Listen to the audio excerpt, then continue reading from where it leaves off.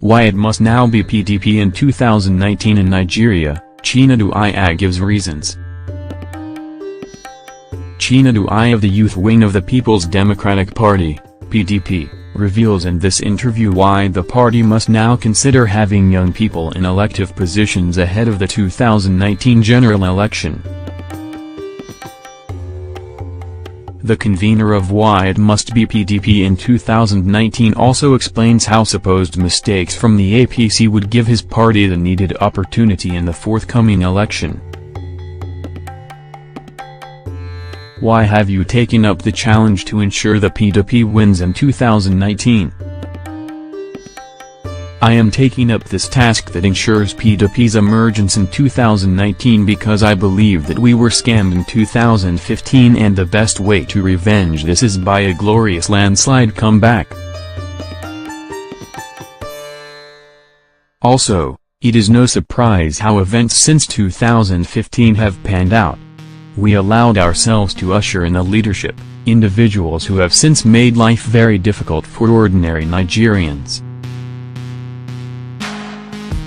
I have not seen any Nigerian talking good about this government except the biased few or most of them who are relatives of people benefiting from this government or the beneficiaries themselves. Show me an average Nigerian that has a good report about this government at the end of each working day. If we don't send APC packing, God himself will come to Nigeria and ask us why. Various analysts think the PDP is as good as dead. How do you think it can be effectively revived before then? I laugh when I hear people saying the PDP is dead. How are you sure that those analysts haven't been brainwashed? How can the biggest political party in Africa be dead because of the enthronement of APC? Of course, we have heard of people who have decamped from the party, but we know that these people are only a microscopic few. Do not forget that as people are leaving, others are coming into the party. You are also aware that the leadership of the PDP has been going about uniting the party. You say the party is dead, but former Governor Chinedu Eya of Oyo State recently joined the party with his supporters. We learned recently that loyalists of former Vice President Atiku Abubakar moved over to the PDP. In Kano, Akwa Ibom and other areas, people are joining the PDP. I assure you that 2019 will prove to you that the PDP is still strong. Chinedu Eya is championing why it must be PDP in 2019. My brother, those analysts with such conclusions are probably being influenced from some quarters. We all are aware how the APC government came into power. Politics has never been a rational game in Nigeria. Sometimes people vote in Nigeria because of primordial sentiments and geopolitics.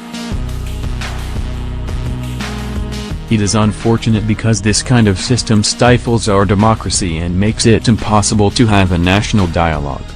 You should know now that the way the APC is currently being run will guarantee our comeback in 2019. I can say unequivocally that the party has lost the trust of the people. The PDP is coming back to where it belongs come 2019 and the people will start sleeping without expectations of bad news. Our comeback will restructure governance and give the voice back to the people. You are one of those championing the call for younger people to take charge of the party. Do you think your struggle can win positive results with the kind of leaders that have taken over your party? Yes, I am championing a cause for the youths and governance, not just for younger people to take charge of the party. I believe that governance both within the PDP and in Nigeria has to be mixture of both the young and not so old so that the youths can get proper guidance. Look at Kogi State for instance, it is governed by a young man, who ordinarily should be innovative. Because of improper guidance or lack of it, the administration has brought untold hardship on the people. We hear of a director in the State Civil Service committing suicide, and the government has the pride to tell us that it last paid the man in December 2016. It is no longer news that civil servants now live like beggars in the state. Consider the level of crime in the state currently. We know Kogi is not the only state where crime happens. You can see that such a young leader is almost depriving the youths their chance and relevance in government. So I simply think that making governance absolutely for the youths will be chaotic. The elders should also be involved to create guidance. More so, an injection of the youths into the political system will guarantee a safe haven for posterity. Politics is like a school where, as the older ones are graduating, the younger ones are replacing them. We need youths who are not just educated, but technologically and scientifically inclined. The world is moving at a great speed. We don't need to play catch-up. We have to move with the rest of the world. I am happy that younger persons are now making history in some countries around the world. France now has a 39-year-old leader, Yemen has 38-year-old as leader, the Republic of Macedonia has a 38-year-old, Qatar has a 36-year-old, North Korea has 34-year-old, and finally San Marino has a leader who is 29. All these people are presidents and leaders in their respective countries through proper guidance. There is already tension ahead of the party's convention. Don't you think it would result to factionalization as usual? I must emphasize that the ills that affected PDP and broad division between us was from APC. The party manipulated PDP by injecting bad eggs into us and strategically disorganized us just to come to the center, but that will not continue.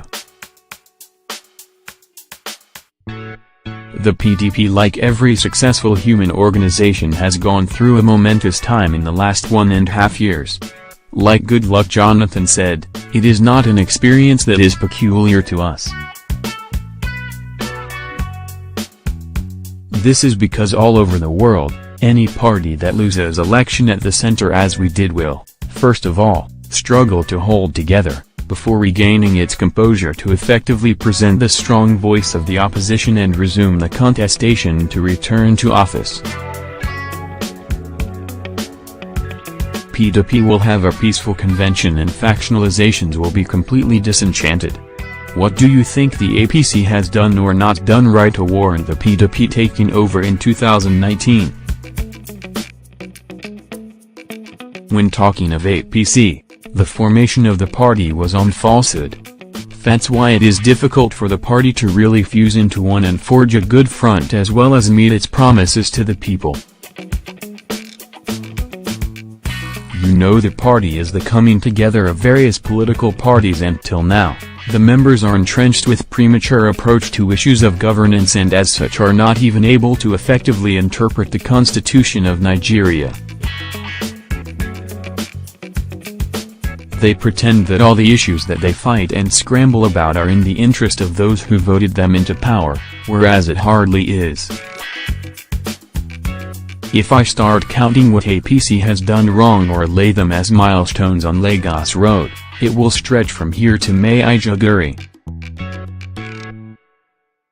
The truth is that Nigerians are quick learners. Though we learned of 2015 the hard way, we will knock them off in 2019. More so, God that loves Nigeria has given the country selfless and target-oriented youths like us who will rewrite a workable scroll for Nigerians so that our country would return to a safe haven like it used to be.